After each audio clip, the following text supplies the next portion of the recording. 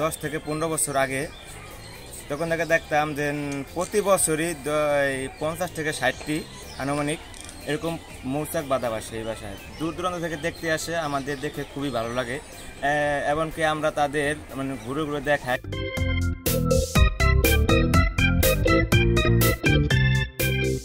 আমি পাশের গ্রাম থেকে এসেছি। আমি এখানে জানি 2-3 বছর ধরে এখানে মৌমাছির চাক আছে। আমার এগুলো দেখতে অনেক ভালো লাগে, আর এগুলো কেউ কিছু বলে না।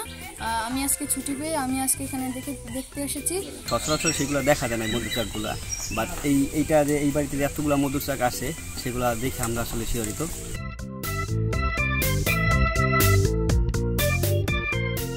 তো আমার কোনো ক্ষয়ক্ষতি করে না, আমার ছেলে নাতি পাতি কে বউজি কেউ কোনো ক্ষতি করে না, এটা বাস্তব। এই যে হওয়ার মানুষের আর পরে সব গাছ ওই 150 টাকা 60 টাকা 70 টাকা প্রতি বছর পরে আসে। কার্তিক মাসে যাইবে জিয়া জ্যৈষ্ঠ মাসে এতদিন পর্যন্ত থাকবে। এতদিন এই অঞ্চলে খাদ্য থাকে, মৌচাকের খাদ্য থাকে।